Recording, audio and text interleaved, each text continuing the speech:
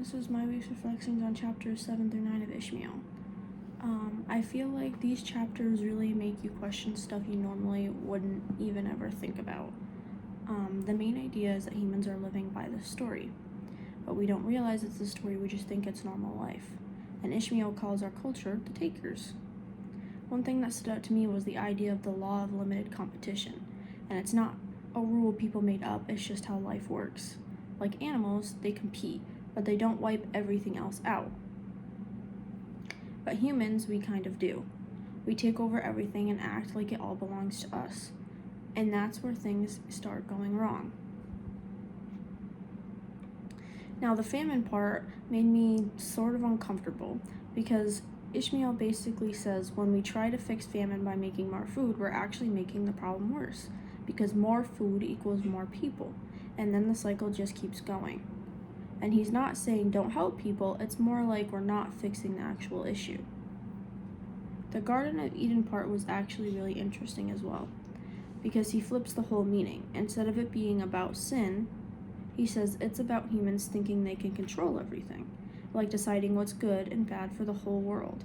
And the problem is, no one can actually do that without hurting something. Even Cain and Abel gets a different meaning.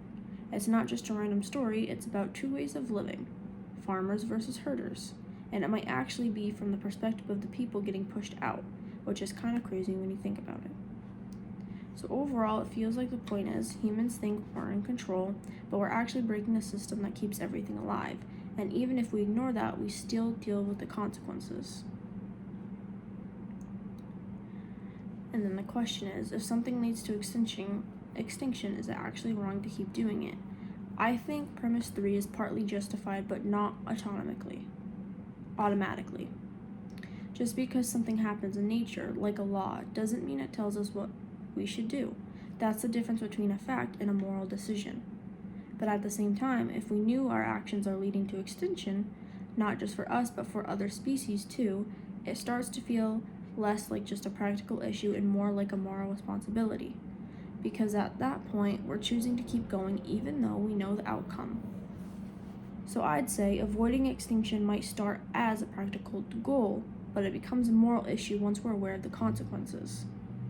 And honestly, I think that difference does matter, because if it's only practical, people might ignore it. But if it's moral, it means we're responsible for changing it.